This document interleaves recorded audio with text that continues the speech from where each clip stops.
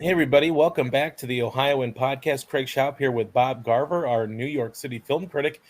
If Bob is here, we are talking movies. How are you doing, Bob? I'm doing great. Happy Thursday. Yeah, well, we've got one of the big ones of the year here released, Black Panther Wakanda Forever, the sequel to a very surprising but very worthwhile smash hit a few years ago with over $1 billion in box office receipts for Black Panther. Tell us a little bit about this sequel. Well, a lot has happened um, both in the MCU and Yep, in real life since the first sure. Black Panther. The MCU went through the snap and the comeback with Thanos, and in real life we went through the passing of uh, Black Panther himself, Chadwick Boseman. Yeah. So this movie has a lot of ground to cover. Um, Prince T'Challa, uh, Boseman's character, of course, has passed of an unspecified disease, and the early part of this film is devoted to saying goodbye to him. Um, yeah, it's a very touching, very moving sequence. The Marvel logo at the beginning is devoted entirely to him, and it's done in quiet reverence, as opposed to the call to cheer that there was for the Stan Lee tribute at the beginning of 2019's Captain Marvel. Sure. It's both approaches are fine, just very different Right. in this case. So Uh, obviously there's a lot of change, as you said. They decide here, to move forward with a Black Panther sequel. Obviously, there's maybe not recasting, but someone has to play Black Panther or at least sort of don that costume. So tell us a little bit about the movie itself. Aside from maybe paying homage to Chadwick Boseman, is the movie successful overall as another entry into the Marvel Cinematic Universe? I was actually, aside from the very tasteful tribute to Chadwick Boseman and some very powerful scenes with Angela Bassett, I didn't really go for this one. We we mostly follow his sister Shuri, played by Letitia Wright, as she meets King Namor of an underwater kingdom that is serves as the only other place in the world to have access to vibranium, which is the element that makes Wakanda so nice, Sure. so technologically advanced, and the two armies basically wind up going to war with each other, and the underwater kingdom is planning to conquer Wakanda and then the world. And I just didn't think that this underwater kingdom really had it in them to beat Wakanda or the rest of the world. There is a scene where they take down a ship full of Navy SEALs, but they have the element of surprise there, and I think that once they eventually lose the element of surprise, this underwater kingdom isn't going to be much of a match for any army they go up against. Yeah, I mean, I think a lot of people, or myself included, a little underwhelmed when, and nothing against Namor or anything like that, but finding out he was the sort of villain, I guess you could say, or the protagonist in this film heading into it, kind of underwhelmed, I think, at least me.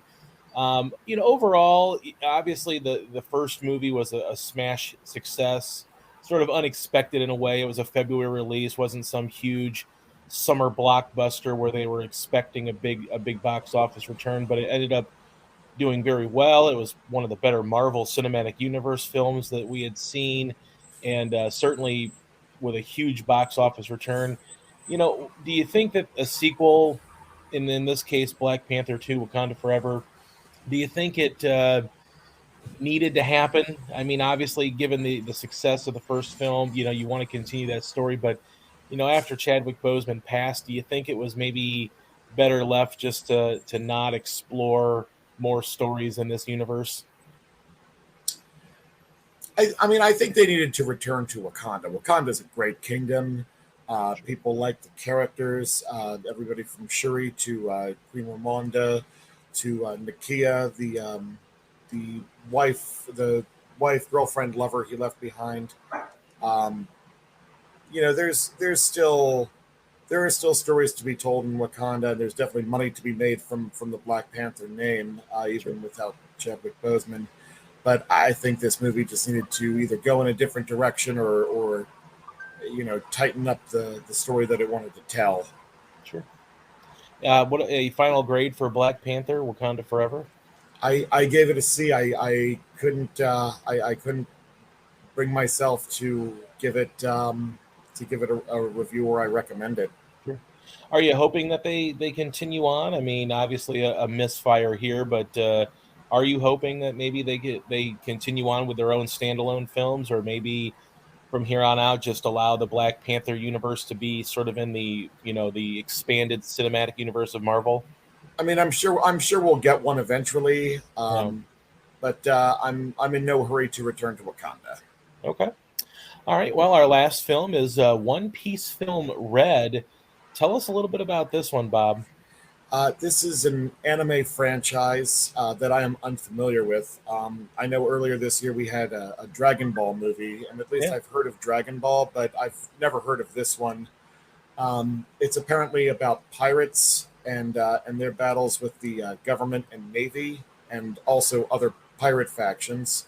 Okay. Um, in this case, they go up against a megalomaniacal pop star that wants to basically take over the civilian world and watch them all wither and die while while she takes them to so she can save them from both the government and all pirates.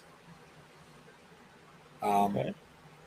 this one, I mean, it has its moments. I really like this evil pop star character um, who tries to thinks she's maybe doing the right thing for humanity, but definitely is not. But this film is really top heavy on characters, and I really didn't feel like I had been properly brought into the fold of this franchise by the end of it.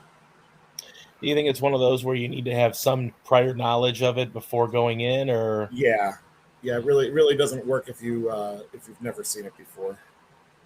okay? And then a final grade here for One Piece film Red.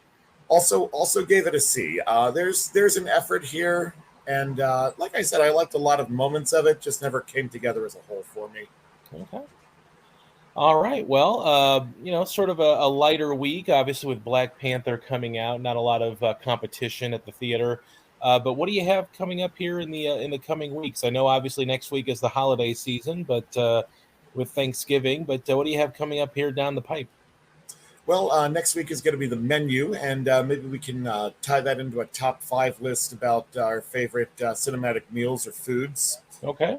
And then the week after that, Strange World, new Disney Yeah, movie. Disney. Yeah.